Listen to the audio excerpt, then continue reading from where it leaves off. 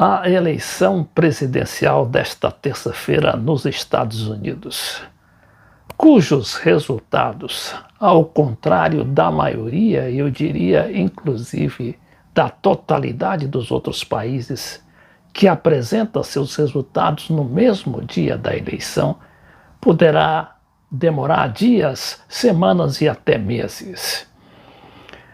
Mas vamos fazer uma reflexão sobre este importante acontecimento e que, sem dúvida, vai trazer, qualquer que seja o resultado, trazer consequências para os outros países do mundo, inclusive aqui da América Latina.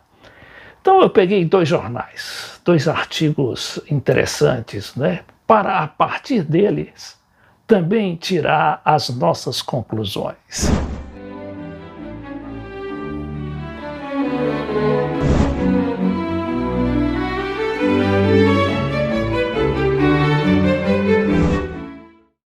E eu começo com o jornal El País da Espanha, aquele importante meio de comunicação que, apesar de ficar na Espanha, tem grande penetração nos Estados Unidos e na América Latina.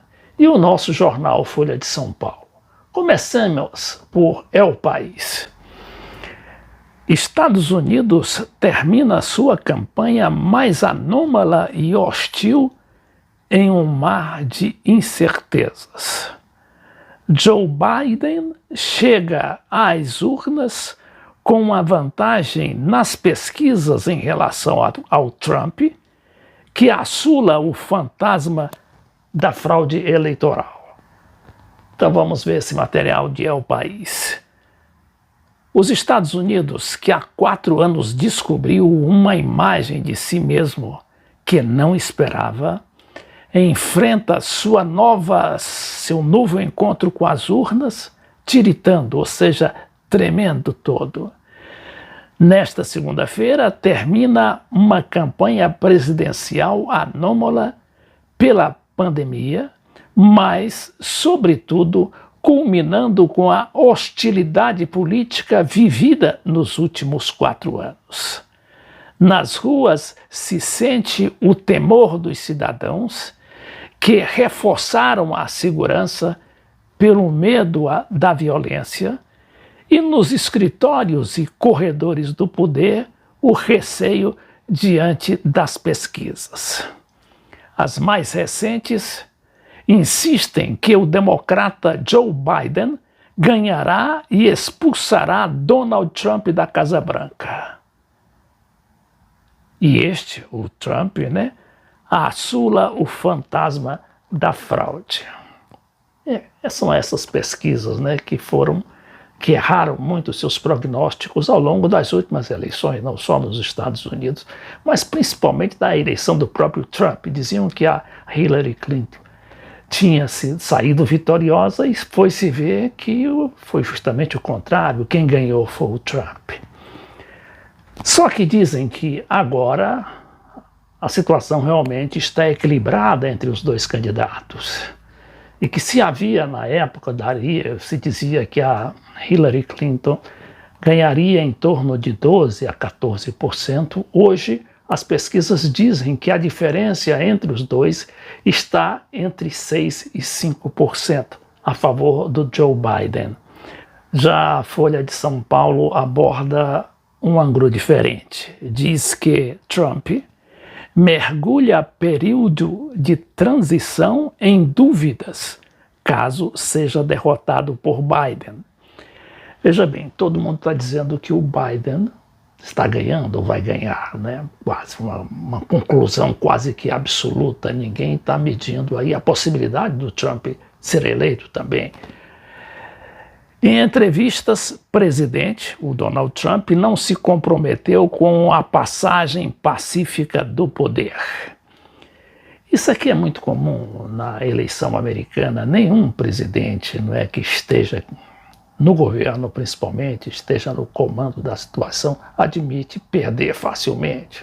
Isso vem desde sempre, Principalmente na época do John Kennedy, que ganhou a eleição do Richard Nixon. O Richard Nixon era o candidato a vice-presidente do general Dwight Eisenhower, que governou 2 vezes os Estados Unidos. Então todo mundo dava como certo a vitória do Nixon, mas acabou ganhando o oposicionista e democrata John Kennedy, ainda que houvesse muitas e muitas denúncias de fraude, muitas delas comprovadas, mas que o John Kennedy conseguiu reunir toda a opinião pública a seu favor e acabou prevalecendo os números que ele apresentou, ou a Justiça Eleitoral americana apresentou.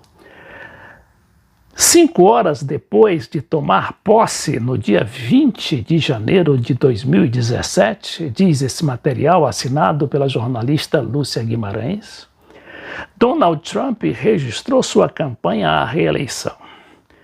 No 2º mês de governo, já fazia comícios e arrecadava milhões de dólares de doadores. A gente está falando aí daquilo que os jornais proclamam ser a maior e a mais democrática das eleições do mundo. Olha aí, tudo correndo à base de dinheiro, e dinheiro grosso, dinheiro alto. Se Trump for derrotado nas urnas por Joe Biden, só quem não observou os últimos 4 anos nos Estados Unidos esperaria dele, Trump, civilidade, o recato institucional nas 11 semanas entre a eleição da posse. A cena tradicional do casal que parte esperando o casal que chega à Casa Branca. Nem pensar, dizem analistas políticos, como o próprio Trump repete, que sua derrota só ocorreria em caso de fraude eleitoral.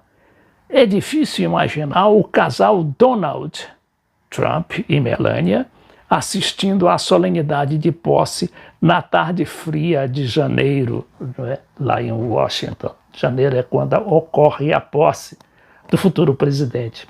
Acho que 20 de janeiro, salvo engano.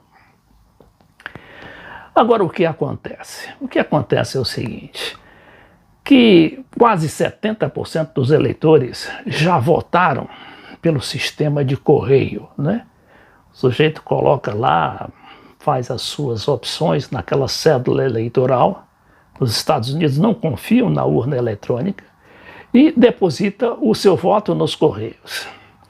Ocorre que em alguns estados, inclusive aqueles estados chamados-chave, como a Pensilvânia, o prazo para o término da contagem desses votos vai ser apenas na sexta-feira, enquanto outros estados também vão ter problemas.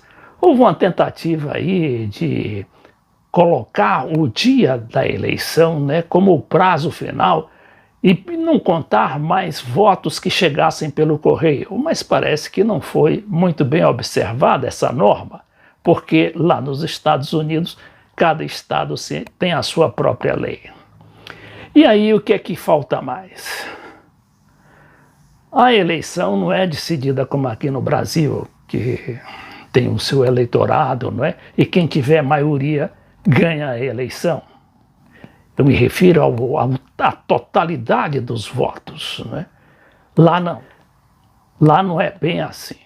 Lá tem o eleitorado direto, né, que vota diretamente, mas só que esse eleitorado, ele vota nos delegados que vão escolher o presidente dos Estados Unidos, que são 538 delegados.